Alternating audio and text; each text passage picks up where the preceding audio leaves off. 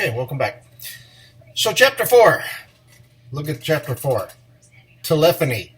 That's an old topic. For those of us that have been around long enough in telecommunications, telephony was it. There was no data. It was only, in more recent times. When we talk about telephony, we're talking about, the days that built up from Morse code and Edison and what have you, and the basis of the phone companies, AT&T, Ma Bell, central offices, different types of protocols used for passing just voice. I mean, we're just talking voice.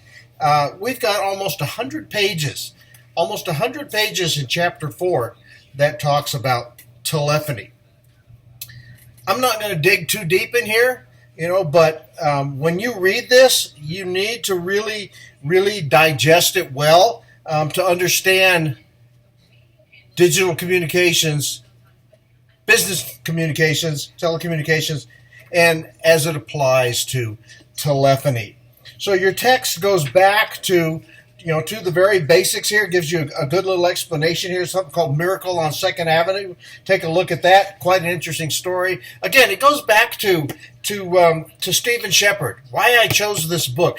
Stephen Shepard just chooses some amazing and great things to talk about to lead into the topics, and he makes this book so readable.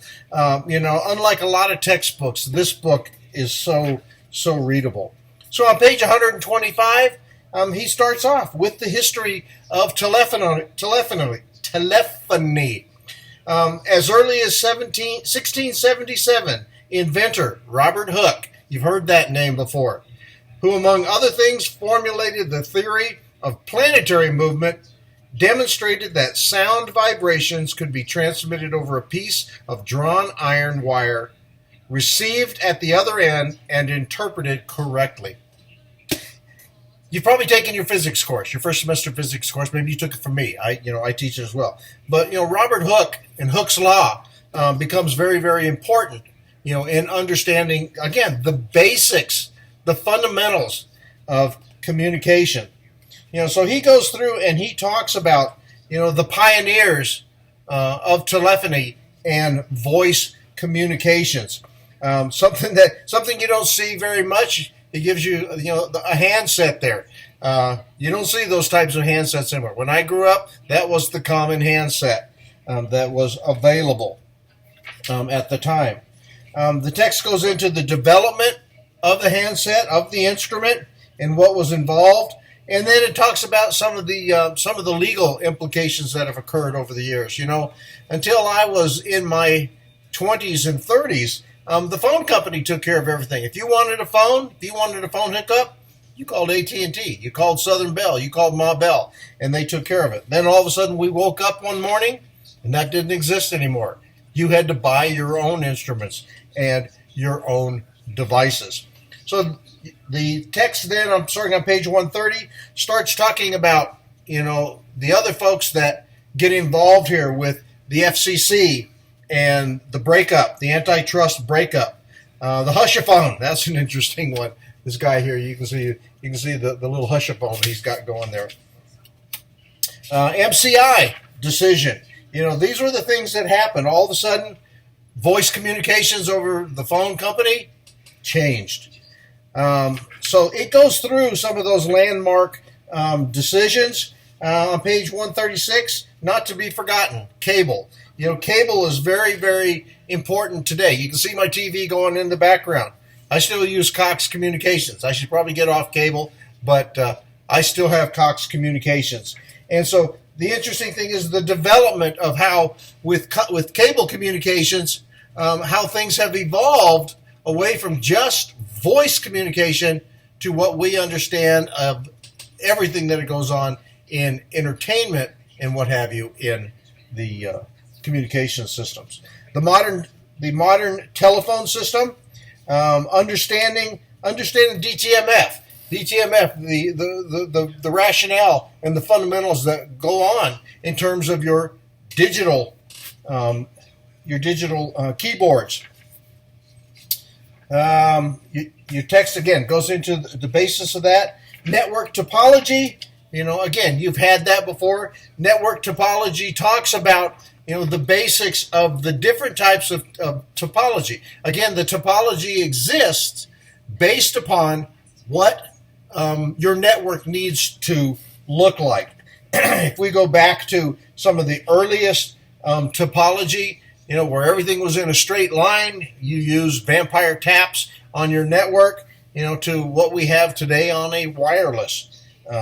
Subscriber loop carriers, your text talks about, a lot of these things go back to, the basis. Your text talks on page 152, talks about the central office.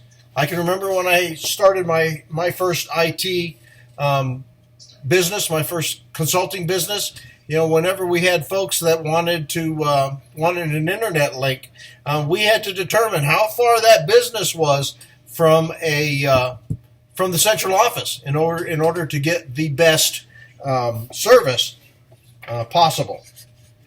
So the central office played heavily into whether or not, if there was cable that already existed, or if it was going to cost you a fortune to get cable installed so that you could get internet service. Now with wireless service, a lot of that has changed.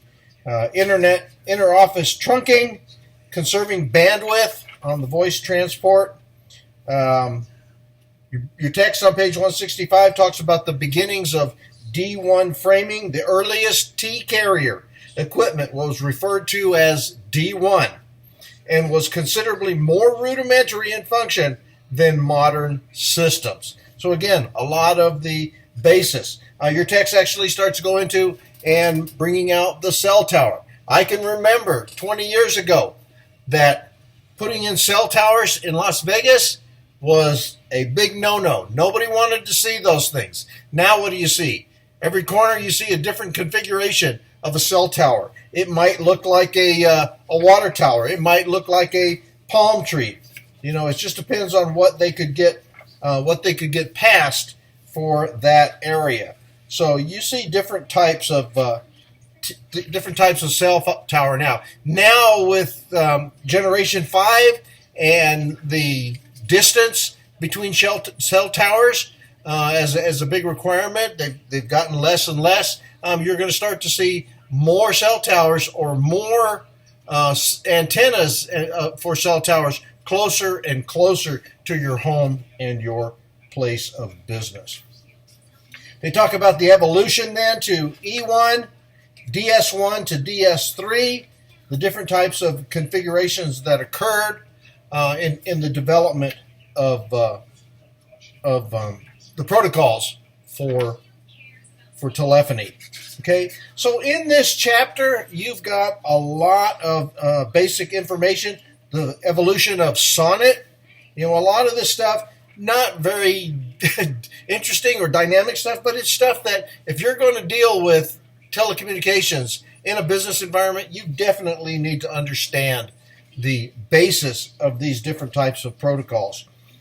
Sonnet, creating virtual tributaries, creating virtual tributary superframes. Again, a lot of this stuff goes into the basics and the understanding. Gives you a little summary of Sonnet, SDH, STM, the nature of voice digitization. What does it take to convert a analog, which is your normal, what you hear for communications, to a digital signal? Multiplexing. Multiplexing is very important because that's what allows us to have multiple lines, multiple channels, people talking on a channel, and being able to do it efficiently. Pulse code modulation, different modulation techniques. Adaptive differential code modulations. Again, very technical information. Go through the text, read through it, understand what we're talking about here for these different types of modulations that go beyond amplitude, phase, and frequency modulation. As we get to the end of the chapter, we start getting into the VoIP or VoIP protocols. So the rest of the chapter then talks specifically about VoIP.